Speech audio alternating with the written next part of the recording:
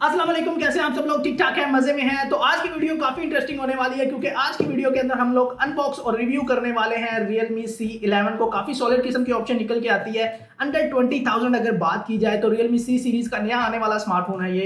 एक चीज मैं आपको बताता जाऊं, Realme C3 जो है वो हायर वेरिएंट है इसका, और ये जो वेरिएंट आता है ये उससे थोड़ा सा लोअर वेरिएंट हमें देखने को मिल जाता है, जो कि Realme C11 के आगे जो है वो कैरी करता हुआ नजर आएगा। जबकि Realme C3 जो है उसके बाद हमें Realme C4 देखने को मिलेगा, वो इससे थोड़ा सा बेहतर और हायर वेरिएंट निकल के आता है। तो यहाँ पर हमें जो है वो 17,000 के अंदर काफी सॉलिड ऑप्शन देखने को मिल जाती है। Realme C11 की शक्ल में हमें जो है वो 5000 mAh की बैटरी देखने को मिल जाती है। 6.5 इंचेस का हमें IPS का HD प्लस का जो है वो रेजोल्यूशन देखने को मिल जाता है। MediaTek का Helio G35 का चिपसेट देखने को मिलता है, जो कि एक नया चिपसेट और गेमिंग चिपसेट है MediaTek की तरफ से। उसके अलावा यहाँ पर हमें जो है वो डुअल कैमरा सेटअप देखने को मिलता है बैक के ऊपर, जो कि 13 मेगापिक्सल का हमें जो है वो सेटअप देखने को मिल जाता है। तो काफी अच्छी ऑप्शन निकल के आती है। 2GB प्लस 32GB का हमें जो है ये वेरिएंट देखने को मिल जाता है। तो बॉक्स की बात करें तो बॉक्स के अंदर हमें स्मार्टफोन देखने को मिलता है और साथ ही हमें जो है वो पावर ब्रिक देखने को मिल जाती है, जो कि 10 वॉट की फास्ट चार्जिंग को सपोर्ट करती है। फास्ट चार्जिंग तो नहीं, नॉर्मल चार्जिंग को सपोर्ट करती है, और साथ ही साथ हमें माइक्रो यूएसबी की उसके अंदर सपोर्ट देखने को मिल जाती है। तो यहाँ पर जो है वो काफी सॉलिड किस्म का हमें जो है वो स्मार्टफोन देखने को मिलता है। बात करें Realme C11 की तो यार इसकी बिल्ड क्वालिटी काफी जबरदस्त किस्म की निकल के आती है। देखने में स्मार्टफोन जो है वो काफी जबरदस्त किस्म की हमें जो है वो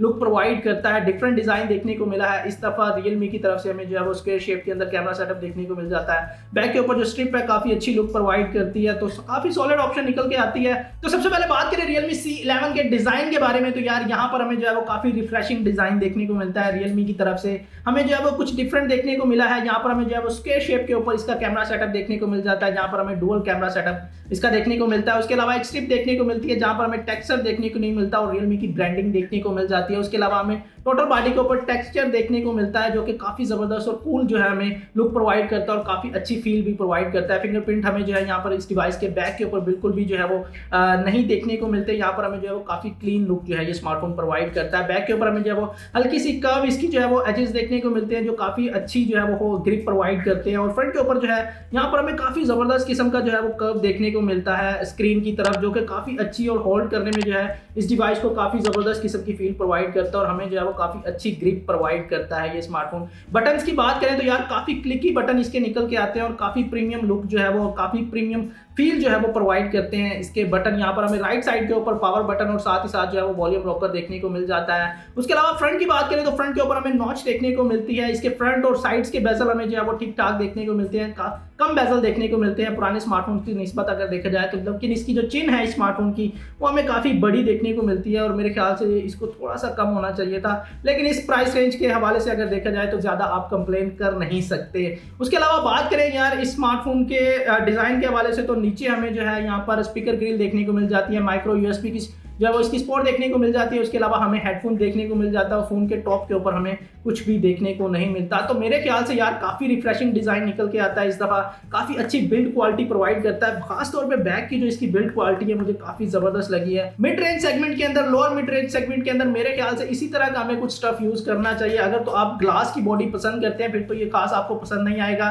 और जो ग्लास की बॉडी पसंद नहीं करते तो उनको ये जो है वो काफी जबरदस्त किस्म का जो है वो लुक प्रोवाइड करेगा और काफी अच्छी फील प्रोवाइड करेगा। और मेरे ख्याल से भी ये जो इसकी फील निकल के आती है जो फिंगरप्रिंट को बिल्कुल भी जो है वो कैच नहीं करती और हमें काफी क्लीन लुक प्रोवाइड करती है बैक के ऊपर से। ये हमें जो है वो मिड रेंज और लोअर मिड रेंज के स्मार्टफोन के अंदर भी देखने को मिलनी चाहिए। ग्लास की जगह यहाँ पर हमें प्लास्टिक की जगह ये वाला अगर बैक प्रोवाइड करे तो काफी बेहतर ऑप्शन निकल के आ सकती है लोअर मिड रेंज और मिड रेंज सेगमेंट के अंदर। उसके अलावा बात करें स्मार्टफोन के स्पीकर्स के हवाले से, तो ठीक ठाक किस्म का हमें स्पीकर देखने को मिल जाता है। डिसेंट किस्म की हमें क्वालिटी देखने को मिलती है। बहुत ज्यादा हाई वॉल्यूम इसके अंदर हमें देखने को नहीं मिलता, एवरेज किस्म का वॉल्यूम देखने को मिलता है। तो मैं कहूंगा कि डिसेंट किस्म के हमें जो है वो स्पीकर देखने को मिलते हैं। कॉलिंग वाले जो स्पीकर हैं इसके वो भी ठीक ठाक है, यहाँ पर हमें जो है वो डिसेंट क्वालिटी प्रोवाइड करते हैं। कॉल के दरमियान आपको भी जो है वो काफी क्लियर और क्रिस्प किस्म की हमें जो है वो इसकी वॉइस क्वालिटी देखने को मिल जाती है। तो अब बात कर लेते हैं स्मार्टफोन के डिस्प्ले के हवाले से, और ऑनेस्टली यार स्मार्टफोन का जो डिस्प्ले है वो काफी अच्छा है। इस बजट कैटेगरी के हवाले से देखा जाए तो HD प्लस की हमें जो है यहाँ पर रेजोल्यूशन देखने को मिलती है। 720p तक आप जो है वो यूट्यूब के अंदर वीडियोस वगैरह इसकी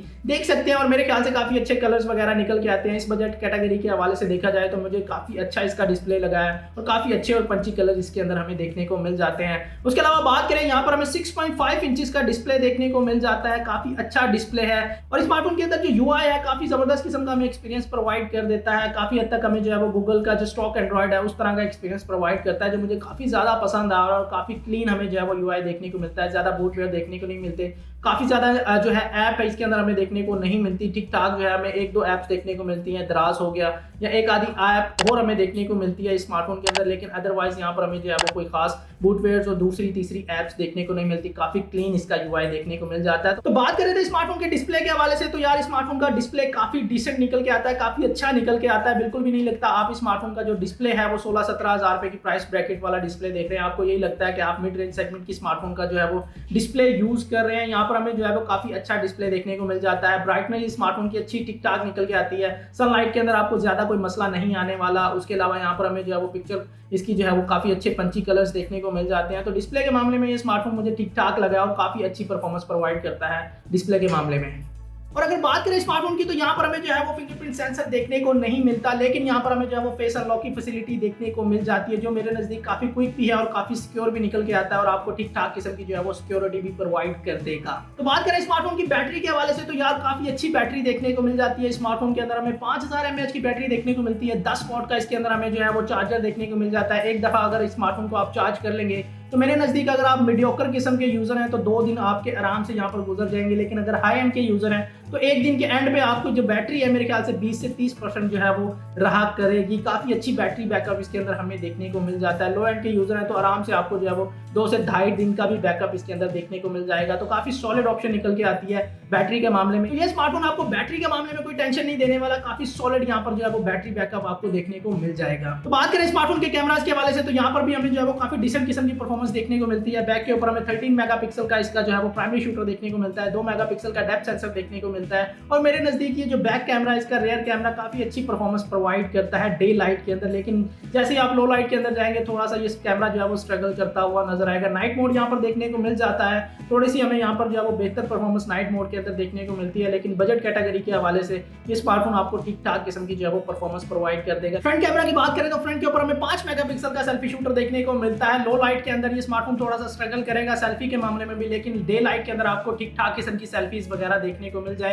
दोनों ही कैमरे यानी फ्रंट और बैक के कैमरे आपको 1080p की जो है वो वीडियो क्वालिटी प्रोवाइड करेंगे, जो मेरे नजदीक काफी अच्छी चीज निकल के आती है। उसके अलावा ओवरऑल कैमरास के हवाले से बात करें तो काफी डिसेंट और काफी अच्छे कैमरास मेरी नजर में निकल के आते हैं। बजट के हवाले से बात करें तो 16-17 हजार के अंदर ये कैमरे जो है वो काफी अच्छा परफॉर्म करते हुए आपको नजर आएंगे। काफी अच्छे कलर्स वगैरह देखने को मिल जाएंगे, नेचुरल लुकिंग पिक्चर आपको इसके अंदर देखने को मिल जाएगी, जो मेरे नजदीक काफी अच्छी चीज निकल के आती है। और यहाँ पर जो कैमरे हैं काफी अच्छे परफॉर्म करते हुए आपको नजर आएंगे। तो बात करें स्मार्टफोन के परफॉर्मेंस के हवाले से तो काफी अच्छी परफॉर्मेंस देखने को मिल जाती है। नया चिपसेट देखने को मिलता है, मीडियाटेक का हीलियो G35 का चिपसेट देखने को मिलता है, जो कि एक गेमिंग चिपसेट है मीडियाटेक की तरफ से बजट कैटेगरी के अंदर। तो यहाँ पर हमें जो है वो ठीक ठाक परफॉर्मेंस देखने को मिल जाती है। गेमिंग वगैरह तो आप ज्यादा एक्सपेक्ट नहीं कर सकते स्मार्टफोन से इस बजट कैटेगरी के अंदर, लेकिन हाँ जो नॉर्मल किस्म की गेम है जैसे आप सबवे सर्फर्स है, उसके अलावा यहाँ पर देखते हैं टेम्पल रन है, 8 बॉल पूल वगैरह, इस तरह की गेमें में तो कोई प्रॉब्लम नहीं आने वाली। लेकिन पबजी वगैरह जो है आपको लो सेटिंग के अंदर जो है वो थोड़ा बहुत खेल सकते हैं, लेकिन ज्यादा गेमिंग वगैरह यहाँ पर आप नहीं कर सकते। उसके अलावा ये smartphone day to day usages के हवाले से काफी जबरदस्त और सॉलिड ऑप्शन यहाँ पर प्रोवाइड करता है। मेरे नजदीक अगर तो आप लोग स्मार्टफोन को किसी अपने भाई को या अपनी बीवी को या अपने अब्बा जान को गिफ्ट करना चाहते हैं तो ये एक सॉलिड ऑप्शन निकल के आती है। उनको काफी अच्छी जो है वो बिल्ड क्वालिटी देखने को मिल जाएगी और काफी अच्छी यहाँ पर जो है वो परफॉर्मेंस भी देखने को मिल जाएगी। 2GB 32GB का वेरिएंट निकल के आता है। डे टू डे यूजेज के हवाले से आपको यहाँ पर कोई भी मसला नहीं आने वाला। उसके अलावा ओवरऑल स्मार्टफोन के हवाले से बात करें तो मेरे नजदीक काफी सॉलिड ऑप्शन निकल के आती है। आपको 17,000 के अंदर अगर बात की जाए तो ऑफलाइन मार्केट के अंदर आपको ये तकरीबन 16,000 के आसपास ये स्मार्टफोन देखने को मिल जाएगा। मैंने खुद 16,000 रुपए का बाय किया है, तो आपको भी 16,000 रुपए का ऑफलाइन मार्केट के अंदर ये स्मार्टफोन देखने को मिल जाएगा। और 16,000 के अंदर आपको मीडियाटेक का हीलियो G35 का चिपसेट देखने को मिल रहा है। यहाँ पर आपको काफी अच्छी स्क्रीन देखने को मिल रही है, काफी अच्छे डिसेंट किस्म के यहाँ पर कैमरास देखने को मिल रहे हैं। उसके अलावा यहाँ पर आपको बिल्ड क्वालिटी काफी सॉलिड देखने को मिलती है, जो कि काफी जबरदस्त किस्म की हमें जो है वो डिजाइन भी प्रोवाइड करता है ये स्मार्टफोन। मेरे ख्याल से एक ही नेगेटिव चीज स्मार्टफोन के अंदर आपको देखने को मिलेगी, वो इसका फिंगरप्रिंट सेंसर है। यहाँ पर आपको फिंगरप्रिंट सेंसर देखने को नहीं मिलेगा, अदरवाइज हर चीज के अंदर मेरे ख्याल से ये स्मार्टफोन हमें काफी अच्छी परफॉर्मेंस प्रोवाइड करता है। इस प्राइस पैकेट के हवाले से देखा जाए तो हमें सॉलिड ऑप्शन देखने को मिलती है, खासतौर पर इसकी बिल्ड क्वालिटी और इसका डिजाइन मुझे काफी पसंद आ रहा है। तो ये स्मार्टफोन जो है वो मेरे ख्याल से इस प्राइस ब्रैकेट के अंदर काफी अच्छी और काफी सॉलिड सॉलिड परफॉर्मेंस प्रोवाइड करने वाला है और अंडर 20,000 अगर बात की जाए तो मेरे नजदीक ये काफी अच्छी और सॉलिड ऑप्शन निकल के आती है। और अगर आप लोग स्मार्टफोन ढूंढ रहे हैं इस प्राइस ब्रैकेट के अंदर 16-17 हजार रुपए के अंदर, तो मेरे ख्याल से एक सॉलिड ऑप्शन निकल के आती है। आप इस स्मार्टफोन को जो है वो जरूर कंसीडर कर सकते हैं। तो आप लोगों का Realme C11 के बारे में क्या ख्याल है मुझे कमेंट्स बॉक्स के अंदर जरूर बताइएगा। स्मार्टफोन से रिलेटेड या किसी भी स्मार्टफोन से रिलेटेड कोई भी क्वेश्चन है तो आप मुझे कमेंट्स बॉक्स के अंदर जरूर पूछ सकते हैं। आप लोगों के सवाल का जवाब मैं जरूर दूंगा। तो इस वीडियो के लिए सिर्फ इतना ही। अगर ये वीडियो आपको पसंद आई है तो लाइक जरूर कीजिएगा, चैनल को सब्सक्राइब नहीं किया हुआ तो चैनल को सब्सक्राइब भी कर लीजिएगा, बेल आइकन को जरूर दबाइएगा। This is Saif Rana signing out. अल्लाह हाफिज।